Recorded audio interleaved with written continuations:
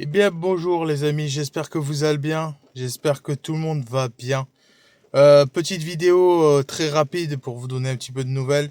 Entre les tournages de lieux que je fais, les visites d'urbex, les suivis d'enquête, tout ce que je suis en train de mettre en place au fur et à mesure et tout ça. Donc il y a déjà des enquêtes qui sont déjà tournées, il y a déjà des vidéos d'urbex qui sont déjà tournées, il y a déjà des vidéos de suivi d'enquête qui sont déjà tournées, bien évidemment. Et j'avais besoin de vous faire part un petit peu de ce qui se passe en ce moment pour moi et pour tout ce qui est au niveau de la production vidéo que je réalise moi-même, bien évidemment. C'est aussi pour vous donner des nouvelles, un petit peu de où j'en suis en ce moment et ce qui va se passer prochainement. Donc, déjà, n'oubliez pas de vous abonner, s'il vous plaît. Vous abonner, mettre le petit pouce bleu, comme d'habitude. Partager un maximum, mais le maximum que vous pouvez, pour me donner plus de force, pour essayer de pouvoir avoir la chaîne qui grandit, qui prenne de l'ampleur, voilà, qui puisse vraiment se développer à nouveau comme avant. Malgré que c'est vrai, pendant plus de 2 années, j'avais arrêté YouTube et j'avais laissé ça de côté pour l'instant jusqu'au moment où j'ai ma vie qui a basculé sur un autre virage, qui a pris une autre ampleur. Donc j'ai refait ma vie à zéro. Voilà, j'ai pris des dispositions différentes de ce que j'avais avant et de ce que j'aurais pu vous proposer, même en matière de vidéo. Je vais pas vous parler de ma vie privée parce que c'est pas le but de la vidéo, mais en tout cas, c'est plus au niveau des vidéos qu'aujourd'hui, je préférais vraiment vous en parler. Il y a déjà deux choses. Donc, il y a une des vidéos où j'ai fait l'hôpital, donc l'ancien hôpital. J'ai fait donc une enquête, un suivi d'enquête, donc de journée, de visite, d'évaluation. Et après, comme je vous avais dit, j'avais fait une date, donc j'ai fait une date et je suis allé tourner cette vidéo d'enquête avec mon caméraman, tout simplement. Donc ce qui s'est passé, c'est que j'ai eu un petit souci avec le K2. Donc le K2 s'est mis à fluctuer dès que je l'ai allumé. J'ai essayé de comprendre et finalement, quand je suis sorti au niveau de la pièce, quand j'ai voulu sortir, il a arrêté de fluctuer. Et à un moment donné, quand je suis revenu un peu sur mes pas en repartant en arrière, il s'est remis à fluctuer à nouveau. Donc, sur le coup, je me suis dit qu'il y avait un souci avec et que peut-être qu'il buguait ou qu'il y avait un problème avec. Donc, je pouvais pas savoir. Donc, c'est vrai que sur le coup, je me suis pas aperçu et j'ai oublié que mon téléphone était pas en mode avion, comme je fais habituellement, vu que ça faisait un long moment que j'avais pas repris d'enquête de nuit et que j'avais pas fait une enquête vraiment enquête, comme je vais vous montrer au niveau de la vidéo, celle qui n'est pas encore sortie, que je suis en train de finir le montage, bien évidemment. Donc voilà, sur le niveau du K2, c'est vrai que c'est un oubli de ma part et j'ai complètement zappé, tout simplement. Donc comment on veut dire, concernant au niveau de cette enquête de l'ancien hôpital, il y a beaucoup de choses qui est au niveau du matériel que j'ai pas réellement vraiment confiance, comme tout ce qui est le K2, tout ce qui est Spirit Box, tout ça, ce matériel là, pour moi n'est pas scientifiquement prouvé. Même dans la vidéo de l'ancien hôpital que vous allez voir très très bientôt, je le dis, je donne les raisons pourquoi. Euh, pour moi, aujourd'hui, je suis arrivé à un stade où tout appareil qui n'est pas prouvé scientifiquement, même en 2026 aujourd'hui, pour moi, c'est pas un appareil qui est fiable à 2000%. Moi, ce que je préfère, vous savez, mes contenus restent réels à 100% tout le temps, tout le temps, tout le temps. Je reste et je donne du réel tout le temps. Comme je l'ai dit dans mes vidéos et que je le redis et je le redirai encore, je suis pas là pour faire du cinéma, je suis pas là pour voilà, j'ai pas perdu mon temps pendant toutes ces années à faire des enquêtes, à organiser, à partir loin, à trouver des lieux et tout ce qui s'ensuit. Tout ça, ça me demande du travail, ça me demande du temps pour faire du contenu vidéo. Et pour moi, j'ai pas perdu toutes ces années-là pour vous dire qu'en gros, voilà, tel appareil est fonctionnel, tel appareil machin, tel appareil est là. Je continuerai à utiliser un peu le cas de temps en temps. La Spirit Box, on essaiera d'aller un peu plus loin avec s'il le faut. On essaiera peut-être d'y travailler un peu plus. Mais pour moi, rien, aujourd'hui même en 2026, il n'y a rien qui ne prouve l'existence. Vous voyez ce que je veux dire? Tout ça pour moi, c'est pas réel. Enfin, je veux dire, les appareils, pour moi, j'ai l'impression que c'est plus pour faire du show. Par exemple, pour faire pas de semblant, on va dire, mais oui, tenter d'avoir une interpellation avec un fantôme ou autre. C'est ce que tout enquêteur fait. Que ce soit au niveau PVE, tout ce qui est en communication TCI, tout ce qui est vraiment avec des appareils que tout le monde a l'habitude d'utiliser. Et aujourd'hui, moi, sur les plus de 2 ans où j'ai arrêté, je me suis très vite aperçu que ces appareils-là n'étaient pas réellement fiables à 100%. Et sur toutes les choses que j'ai pu lire sur Internet, même des gens que j'ai dû contacter, qui sont spécialistes et professionnels aussi dans le même domaine, ou qui sont même dans des recherches à plus profondies par rapport à ça. Je vais pas descendre les enquêteurs parce que c'est pas mon but de faire ça, mais c'est plus parce que pour moi mon approche va être différente par rapport à mes enquêtes que je vais réaliser, que j'ai commencé à réaliser là depuis quelques mois maintenant. Mon approche et les interpellations seront différentes.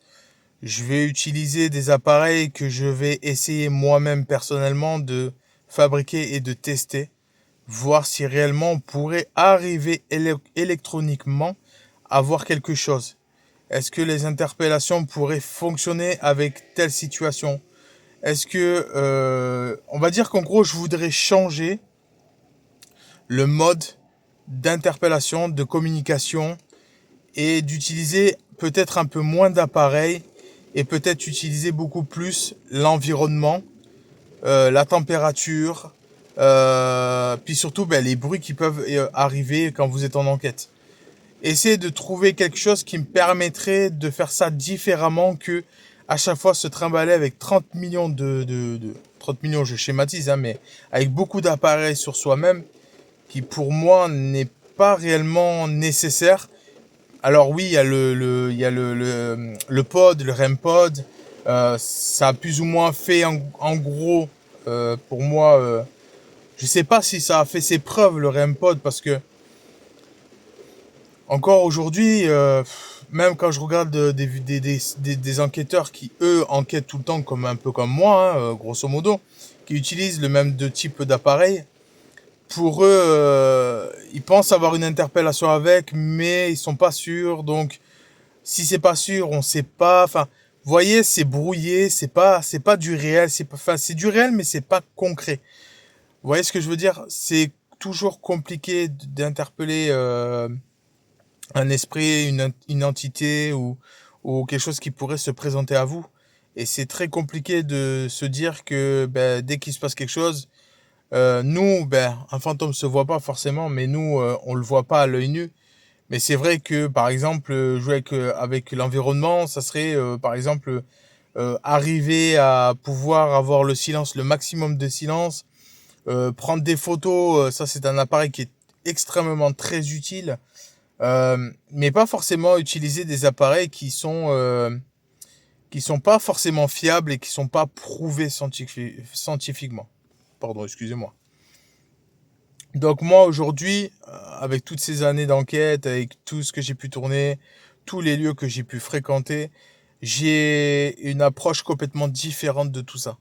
Et je me dis que si j'ai une approche différente, c'est que je suis pas encore satisfait, on va dire, par rapport à toutes les enquêtes que j'ai pu vous faire et faire moi personnellement dans mes recherches réelles. Tout ce qui est sanatorium, maison de retraite, enfin tout ce qui est vraiment tous les lieux que j'ai pu fréquenter, trouver et effectuer une enquête. Je suis pas satisfait là-dedans dans les interpellations que je fais, dans tout ce qui est la prise de contact, tout ce qui est. Pour moi, je suis pas satisfait de ça. Je suis en train de chercher des moyennes complètement différentes. Peut-être avec, je sais pas, peut-être avec des instruments, peut-être avec quelque chose qui me permettrait d'avoir quelque chose au toucher, peut-être peut-être, je sais pas, fabriquer quelque chose qui sera un petit peu électronique, par exemple. Là, j'ai fabriqué 2 appareils. Là, je suis sur le troisième que je suis en train de travailler dessus parce que j'ai réfléchi à pas mal de choses et de ce que je suis en train de mettre en place. Le matériel, aujourd'hui, je le fabrique quasiment moi-même parce que pour moi, je veux qu'il soit comme ça et j'ai déjà mon idée à moi personnellement, justement pour qu'on le teste dans mes enquêtes et qu'on le teste, voir si ça pourrait fonctionner surtout. C'est ça que j'aimerais voir de ce côté-là. Donc mon avis à moi, donc j'ai rien contre tous les enquêteurs du paranormal, hein. J'en fais partie aussi, hein. Je critique pas les personnes qui utilisent les appareils, les REM pod, les Vibe machin, enfin tout ce qui est le Ghost Chat, enfin les Ovelus et tout ce qui s'ensuit, hein. Vraiment, voilà. Même tout ce qui est Kinect et autres, même si ces appareils peuvent réellement peut-être donner des résultats, et encore s'il n'y a pas du 100% sûr. Donc des fois même les PVE, on peut mal interpréter les choses quand on nettoie une bande son, quand on essaie d'aller chercher et d'amplifier ce qui se passe au fond. Des fois on n'arrive pas à savoir, c'est incompréhensible de ce qu'on peut arriver à écouter et ce qui aurait pu être dit au niveau du PVE. Donc tout ça, c'est oui, l'enquête. Quand on publie une enquête sur YouTube, c'est une enquête paranormale. Oui, certes, il y a pas de souci, hein. Mais là où il faut pas mélanger les choses, c'est que les appareils sont pas prouvés scientifiquement. Aujourd'hui, en 2026, il y a aucun appareil qui a été prouvé qui fonctionnait à 2000%, à ma connaissance, et je pense qu'il y en a plein qui seront d'accord avec moi en sachant que les enquêtes qui sont tournées, c'est dans des enquêtes où il s'est passé des choses, où il y a des lieux où il s'est vraiment chargé d'histoire, où vraiment il y a des choses qui se passent, il y a des interpellations que certains enquêteurs peuvent avoir et arriver à filmer, et même à l'audit pour pouvoir arriver à écouter les choses. Mais ça reste pas, il y aura toujours pas de 100% sur quelque chose, sur ce que on peut éventuellement arriver à faire en enquête.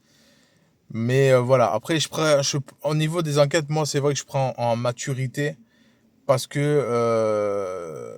je fais pas que pour la production vidéo, mais je fais ça aussi pour me prouver à moi-même déjà que je peux peut-être arriver à faire quelque chose dans ce monde de l'invisible et arriver peut-être à capter quelque chose ou à filmer quelque chose que je pourrais après vous montrer qui sera 100% réel parce que de toute façon depuis le début j'ai toujours été correct avec tout le monde, j'ai toujours été réel, réaliste, tout ce qu'il faut pour justement qu'on n'ait pas. C'est pour ça que des fois il y a des enquêtes que je fais qui se passent rien. Parce que j'ai pas le temps de rajouter des choses dedans pour faire croire qu'il y a un fantôme. J'ai pas le temps de modifier une bande son pour dire que voilà, j'ai eu une voix, j'ai eu un PVE là, j'ai eu un bruit là, j'ai eu un bruit là. J'ai pas le temps de réquisitionner des gens pour dire ouais, ben là ce soir je vais en enquête, je viens faire quelques bruits comme ça on fait croire qu'il y a un fantôme dans ce lieu ou quoi que ce soit ou des choses comme ça. J'ai pas le temps de faire des trucs comme ça. En fait, j'ai envie de faire la production vidéo dans ce monde de l'invisible, dans le paranormal, oui, certes, mais je veux que ça reste 100%, voire même 1000% réel, réel. Je veux pas faire du show machin et tout ce qui s'ensuit. Sinon, à ce moment-là, je le tourne à la version américaine, je fais je porte plus de matériel sur moi, je me casse plus la tête.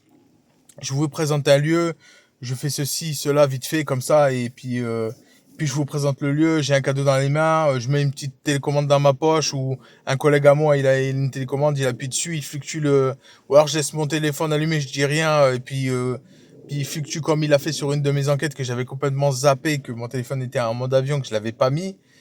Voilà, il y a plein de choses qu'on peut tricher, qu'on peut mentir, qu'on peut faire pour justement faire grimper une chaîne YouTube, faire du buzz, faire des choses comme ça. Moi, peut-être que je suis pas forcément fait pour YouTube et à faire du buzz. Peut-être que mes vidéos sont pas faites pour faire du buzz. Mais en tout cas, je sais que moi, ma réalisation, je la fais de A à Z. Je réalise, je cherche mes lieux, Je géocalise mes lieux, je vais visiter 2 jours, là j'ai mis en place les suivis d'enquête. Et après par la suite, ce que je fais, c'est que bah, une fois que j'ai évalué plus ou moins pour une future enquête, cette fois de nuit, et ben je la fais. Je tourne avec mes appareils. Une fois que j'ai tous mes rushs, que l'enquête est finie, tout ça, ben je récupère tous mes rushs. Donc avant de les monter dans le logiciel de montage, je les vérifie. Je regarde si visuellement il n'y a pas des choses. Au niveau de les PVE sur mon dictaphone que j'ai mis, qui est amplifié, qui m'aide énormément à comprendre ce qui se passe autour de moi quand je suis en enquête, ben pareil, là je vérifie aussi les choses. Donc voilà, toutes ces recherches-là, je les fais pas comme ça en claquant des doigts, en me disant, oh, tu vois, je vais juste aller faire une enquête juste pour la poster comme ça, on s'en fout. Non, loin de là. Ça, c'est un suivi pour moi. Je me dis, voilà, tel lieu, peut-être que prochaine fois, il faudra que je cherche un lieu, mais pas comme ça, parce que peut-être que j'aurai peut-être pas forcément de bons résultats, j'aurai peut-être pas tout cela. Donc, j'essaye toujours de chercher des lieux mieux que ce que j'arrive à trouver, où je fais une enquête, ou là où je peux trouver un lieu qui peut être potentiellement intéressant au niveau de l'histoire, au niveau de l'historique du lieu, puis voilà. Bon, en tout cas, je sais qu'aujourd'hui, je vais avoir une approche sur mes enquêtes complètement différente. Il y a certains appareils voilà, que vous connaissez pas et que je suis en train de créer.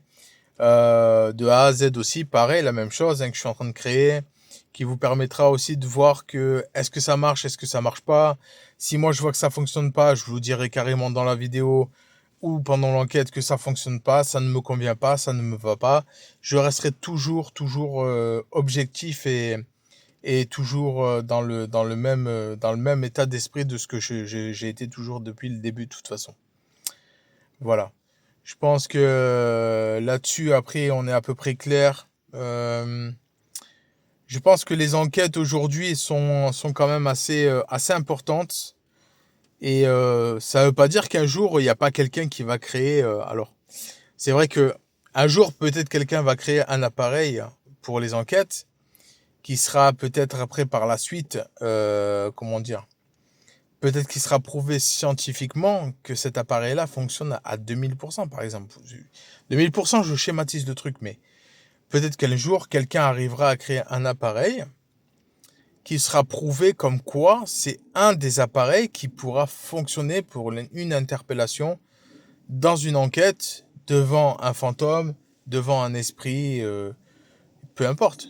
Peu importe ce qui peut se trouver devant vous. De toute façon, quand vous êtes en pleine nuit, avec des lampes ou en mode hier, et en train de faire une enquête, ben forcément, ben on sait pas ce qui peut se passer. On peut pas comment ça peut virer. Ça peut virer. On n'a pas le contrôle sur tout. On a des ressentis aussi. C'est pareil. Voilà, je pourrais vous parler de plein de choses, des ressentis, de ce que tu ressens en tant qu'enquêteur dans un lieu. Voilà. Je mélange pas tout. Je suis pas là pour mélanger et tout ça, mais voilà. J'avais vraiment besoin de vous faire cette vidéo là pour vous expliquer un petit peu les suites et tout ce qui va arriver, tout ce que j'ai organisé, tout ce que je vais faire. Et c'est un peu mon but aussi. Voilà. Donc, aucune critique au niveau des appareils, sauf que pour moi, et c'est personnel, pour vous, je ne le sais pas, vous avez juste à me le dire dans les commentaires de ce que vous en pensez, de ce que vous pensez vraiment des enquêtes d'aujourd'hui en 2026. Moi, je pense personnellement que les appareils peuvent toujours être utilisés, sauf que il faut le tourner dans une interprétation différente. C'est pas parce qu'il fluctue que tu as un fantôme devant toi.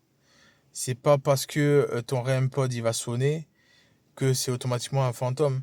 Ça peut être au niveau de l'environnement.